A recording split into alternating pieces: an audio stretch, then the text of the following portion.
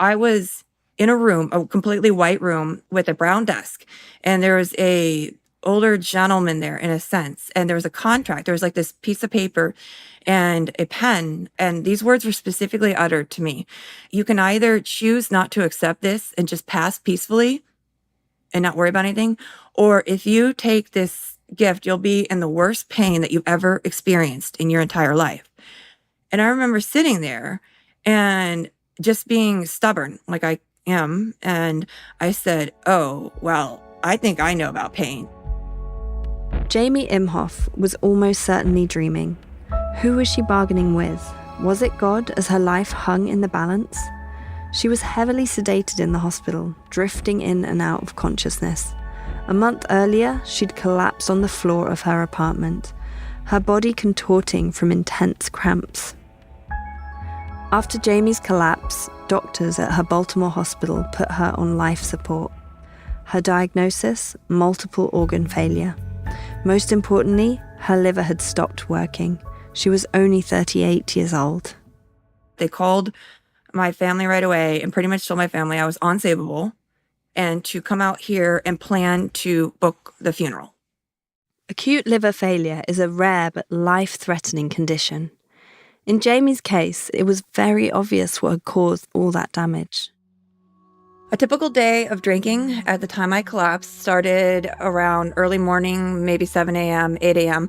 I always had a bottle of vodka next to my bed. When I woke up, if I did not take that initial first drink, I couldn't function. And then from there, the rest of the day would be maintained on a certain level of alcohol in my body until I went to bed. But at that point, there was no pleasure in doing so. This was literally what we call maintenance drinking. Jamie was aware she had a problem with drinking. She'd been to rehab and managed to get sober for a few months at a time. But she worked as a bar manager. When life got stressful, she went right back to old habits. And that's how she ended up in the hospital. At this point, her only chance at survival was a liver transplant. But because alcohol use is what destroyed her liver, the doctors told Jamie's family she wasn't eligible for a transplant. Not for another 6 months. My family, upon hearing the news, they were not very happy. The idea of being denied care didn't make any sense to them. Jamie's family spent the next several days making phone calls, desperate to find a transplant centre that would agree to save her life. But no luck. Eventually, they gave up and started speaking with a chaplain. They wanted his help deciding whether or not to let Jamie die. The doctors told my family that I could stay on life support for an indefinite period of time, but they did not recommend doing so. Now clearly, we're hearing from Jamie in the present day. She did manage to survive. But how had she come so close to dying? Doctors knew the life-saving treatment she needed, a liver transplant. So why wouldn't they give it to her? And how is that ethical? I'm Lauren Aurora Hutchinson. I'm the director of the Ideas Lab at the Johns Hopkins Berman Institute of Bioethics. This season, I'm going behind the scenes to discover how some of the most significant medical innovations have impacted people's lives and continue to. Whether it's saving lives or creating babies, a new technology is usually waiting in the wings, along with a whole entourage of ethical questions. On today's show, liver transplants. They're often the only option to keep people with liver failure alive. But since there aren't enough livers to go around, transplant centres have to decide. What's the most ethical way to determine who gets them first and when? And what if solving for one ethical dilemma creates a whole host of new ethical problems for patients and families? From Pushkin Industries and the Johns Hopkins Berman Institute of Bioethics, this is Playing God.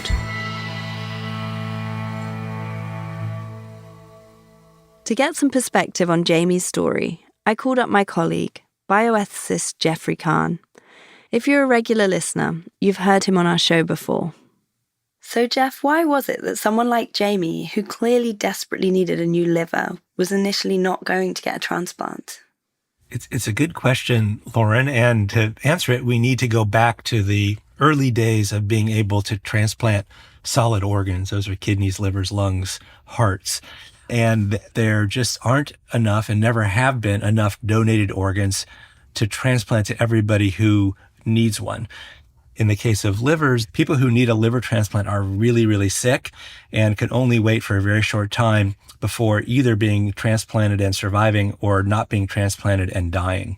And so people in the transplant community and then people from public policy and ethics like me got pulled in to help decide how to allocate who should get, who should not, who can wait, who in the end won't actually receive a donated organ. This is a recurring issue in ethics of transplant and bioethics generally when there's not enough of a thing to go around.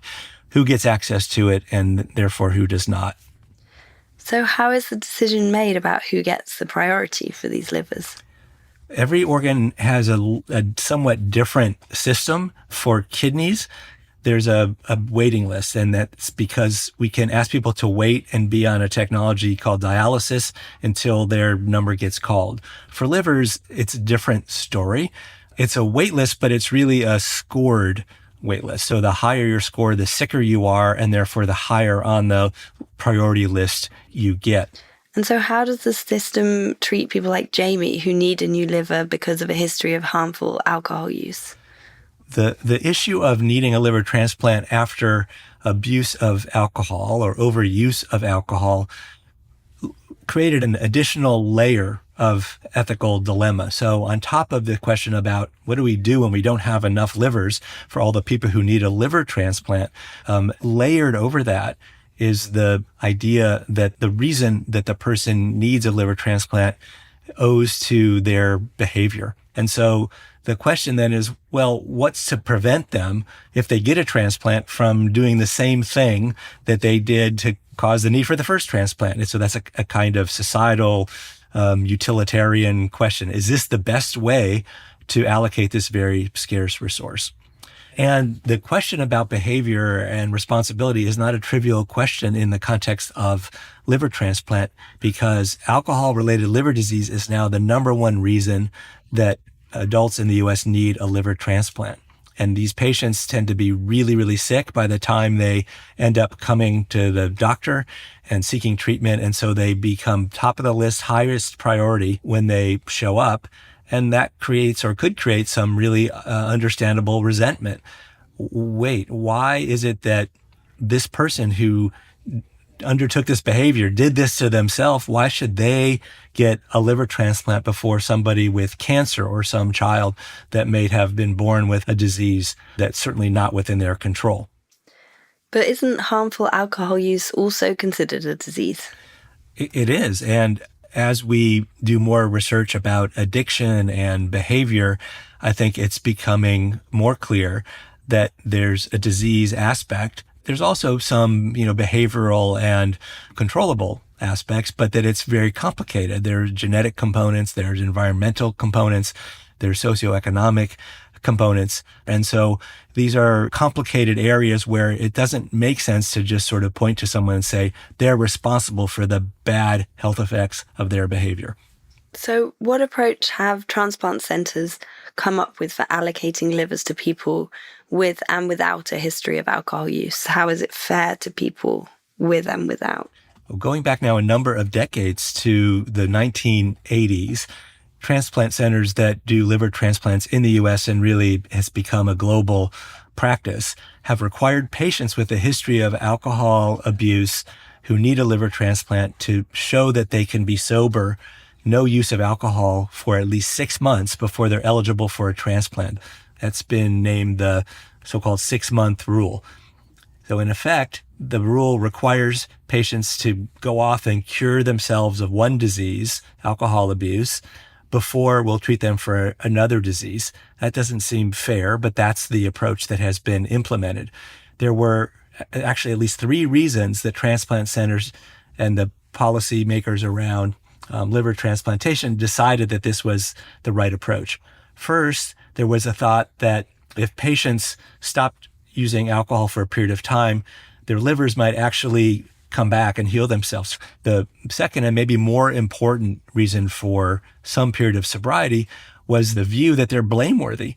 Like they brought it on themselves, and we shouldn't reward somebody who brought something on themselves by giving them access to a life-saving liver transplant when there are other people who didn't behave badly also waiting. We better make sure that the people who we're going to offer this very scarce life-saving treatment to are not going to do the same thing that required the transplant in the first place. And then the third reason is a sort of, what will the members of society think about donating their organs when they see that the people who are getting livers are the people who abused alcohol? Will that make people less likely to be willing to be organ donors? So all of that played into the decision about, what to do with somebody like Jamie. How can we still think about transplants for them in a way that's ethically acceptable? So what have we learned from having this 6-month rule in place? Well, the first thing that we learned is that making people wait 6 months is a death sentence for half of them. It turns out that the liver does not regenerate when given a chance to be alcohol-free. It's just that people who have abused alcohol have effectively killed their liver. And so making them wait for 6 months they can't survive. It turns out research has shown that the 6-month rule is a bad predictor of whether someone will stay sober after a transplant. And it turns out it has no effect on people's willingness to donate based on survey research. Wow. So people have been dying because of the 6-month rule, even though it doesn't really do what it's supposed to do? Yeah, effectively, yes. And it's not even a rule. It's a practice. It's all the transplant centers adhere to it, but it's actually not required.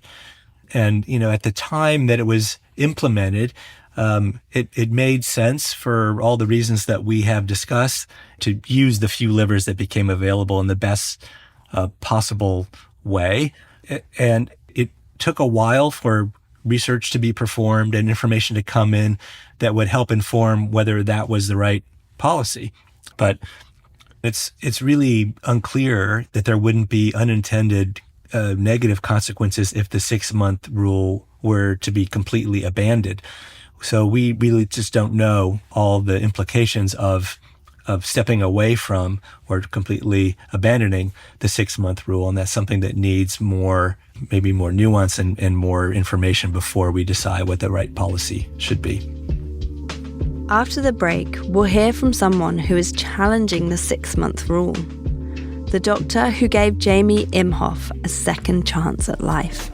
I am in the second chance business, and I believe in the ability of people to, with multiple chances and multiple tries, to get it right. Playing God will be right back.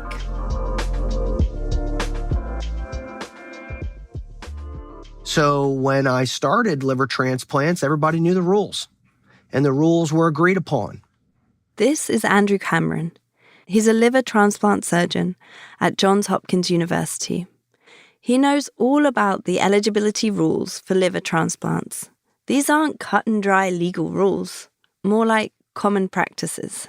To get a liver transplant after excessive alcohol use, you needed to be sober or abstinent for 6 months. That was the rule. And we all accepted it.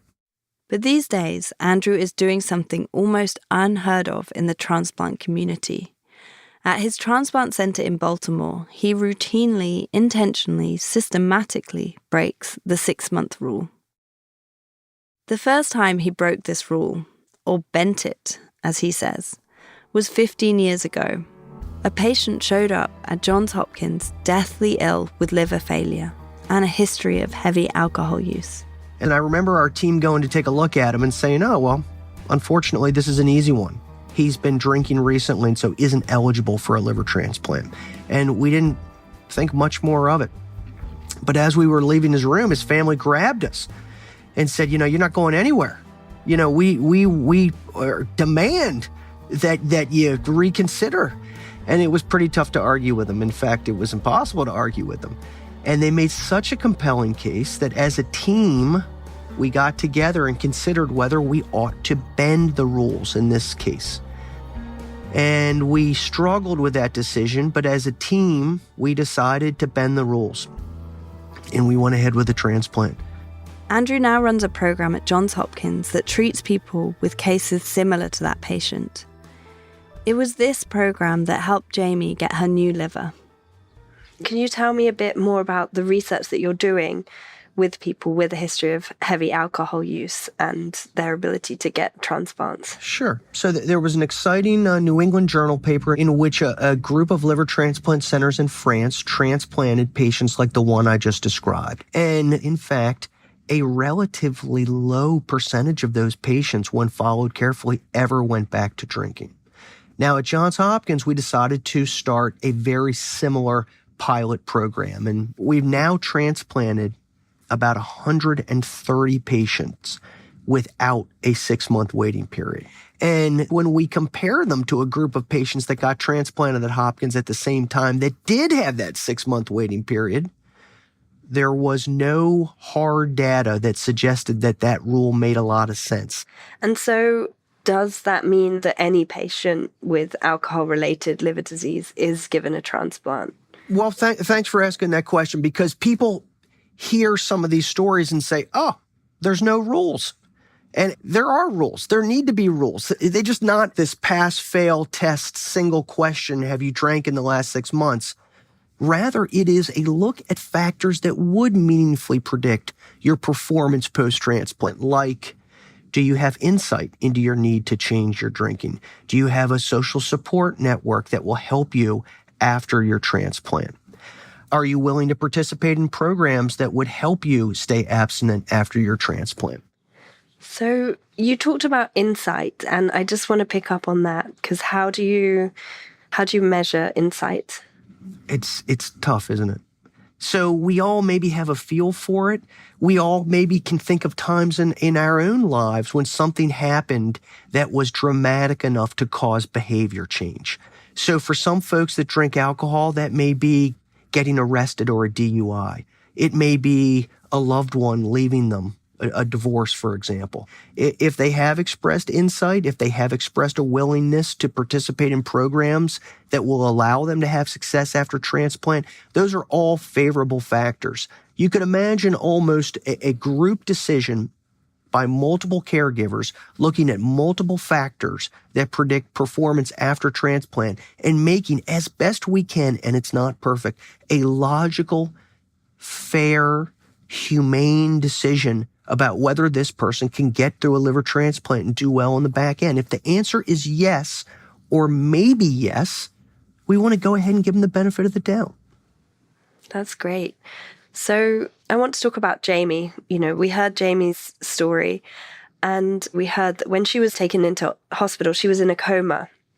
And so in that situation, how would you determine her insight? It's tough. You're right. We didn't have the luxury of speaking with her, but we could talk to her family. So we couldn't hear it directly from her, but we knew that she had tried in the past to achieve sobriety and had had success in doing so. And we knew that she had some profound life stressors that had caused relapse. And that is a common story. And that is not a story that we cannot work with after transplant. So a lot of things spoke to Jamie's favor, enough to give her the benefit of the doubt and say this is a young person that we're not ready to give up on. And could you say a bit more about social support? So, for example, if someone doesn't have a partner, does that mean that they're kind of like go lower in the list? Or a social support is anyone who will help you after transplant with the things you need to do to take good care of your organ transplant. It could be a partner. It could be a family member. It could be a friend. It could be somebody from your AA group. It is somebody who is willing to help. The kind of help you're going to need after transplant is, I don't feel well, you may have to take me into the hospital. I have an appointment tomorrow, I need to get my labs checked. Now, it can also be more than that. It can be, I'm not feeling great, I'm worried I'm going to have a relapse, can you help me? It would take a person that couldn't identify a single soul to help them to get excluded from transplant. And even in those scenarios, we have advocates and social workers and transplant psychologists that work with our patients to try and mobilize somebody. So it's not really about saying yes or no. It's about saying, if we do this, how can we predict success afterwards? What can we do to help you be successful afterwards and therefore get to yes?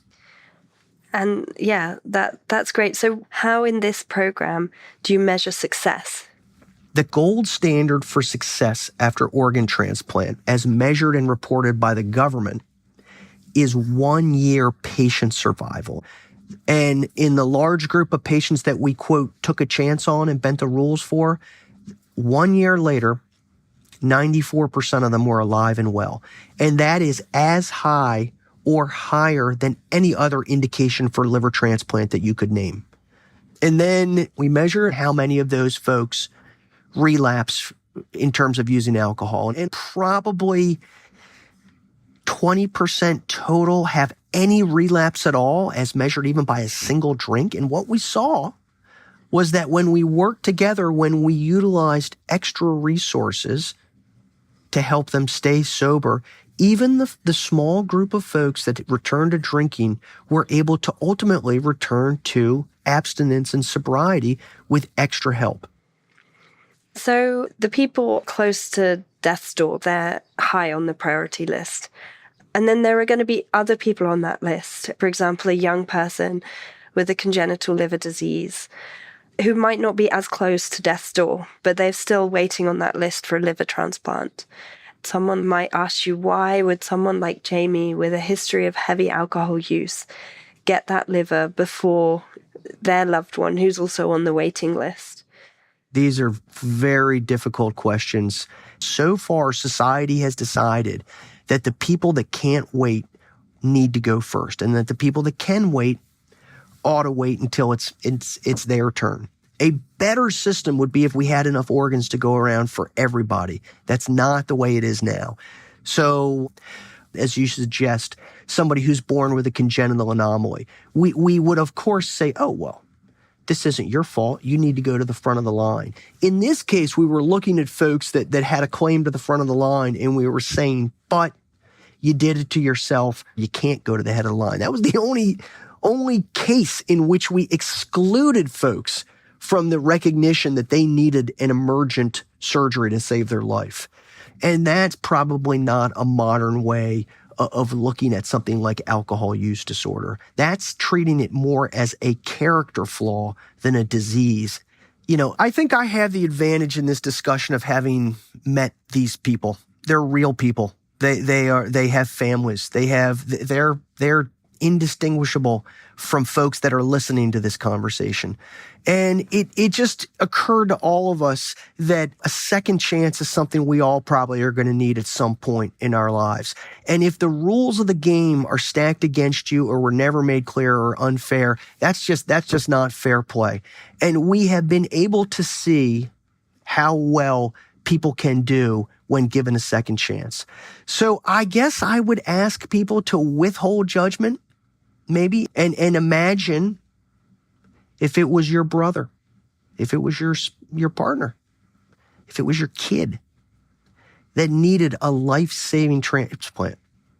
If there was a way for doctors to save your kid's life and somebody tried to say, we could, but we're just not going to, you wouldn't stand for it. You wouldn't stand for it, and we're not standing for it either. Okay, so yeah, you've convinced me. And I'm just wondering how your approach has been received by other transplant centers. Have you experienced any resistance there? When we look at how widely this new approach to transplant has been adopted in the United States, the answer is disappointing. There are probably 150 liver transplant centers in the United States, and I would say somewhere between a third and a half have done one of these transplants without a 6-month waiting period. And I think some of the reasons is that these patients are heavy lifting. It takes extra resources to evaluate them before transplant and to take care of them after transplant. And I think there is also safety in traditional rules. It is just easier to say, I'm not going to get into all those controversies. I play by the rules. 6 months is a rule. I understand. I'm on safe ground. And do you think that there is anything that might make clinics wary of doing these kinds of transfers? I think the barriers are stigma. I think alcohol occupies a very special place in our society, which is difficult to unpack. This patient drank too much, they did it to themselves. That's sort of an old-fashioned historic way at looking at alcohol use, which I think our country has not moved on from. It's interesting, Europe rapidly adopted this new system or criteria for who should get a liver transplant for alcohol use. Perhaps a more open-minded or liberal approach to the problem. The United States did not. It's still coming. Andrew hopes that transplant centres across the US will see the results of his pilot programme and rethink the 6-month ban. His patient, Jamie Imhof, is working towards the same goal. I hope to break the stigma that such individuals are worth saving when a lot of programs deem them unsavable. Jamie spends a lot of her time these days raising awareness about the 6-month ban through social media campaigns and public events. It's been more than a year since the day she collapsed. She's grateful to be alive, and she doesn't take it for granted. I feel my duty is to make sure that overall, not just physically, but mentally, I'm as healthy as I can be for the person who gave me this new life. She says one of the things that helps her stay healthy has been letting go of the sense of shame she used to feel about her drinking. If you have guilt, shame, resentment, these are the things that will drive you back to drinking. You're going to fail the transplant in itself, and you're going to fail the donor. Jamie is still sober, and she plans to stay that way. She thinks of her sobriety as a gift that's just as life-changing as her liver. So when I wake up in the morning now, I don't feel sick. I'm able to get up right away. For example, this morning, went up and I already walked 2 miles today and got my coffee. And so I can get up and look at the trees blooming, or actually I can even smell the fresh air. Those are a lot of the side effects that you lose in full-on alcoholism. So sobriety overall is just 100 times better. Next week on Playing God, what if there was an eBay for kidneys? We'll hear from a transplant recipient who thinks we should legalise the sale of organs in the US, and even provide compensation to incentivise living organ donation. But is it ever ethical to pay someone for a body part? Thanks so much to our guests, Jamie Imhof and Andrew Cameron. Playing God is a co-production of Pushkin Industries and the Johns Hopkins Berman Institute of Bioethics. Emily Vaughan is our lead producer. This episode was also produced by Sophie Crane and Lucy Sullivan. Our editors are Karen Shakurji and Kate Parkinson-Morgan. Theme music and mixing by Echo Mountain. Engineering support from Sarah Bruguer and Amanda K. Wang. Show art by Sean Carney. Fact-checking by David Jar and Arthur Gompertz. Our executive producer is Justine Lang. At the Johns Hopkins Berman Institute of Bioethics, our executive producers are Jeffrey Kahn and Anna Mastriani, working with Amelia Hood. Funding provided by the Greenwall Foundation. I'm Lauren Aurora Hutchinson. Come back next week for more Playing God.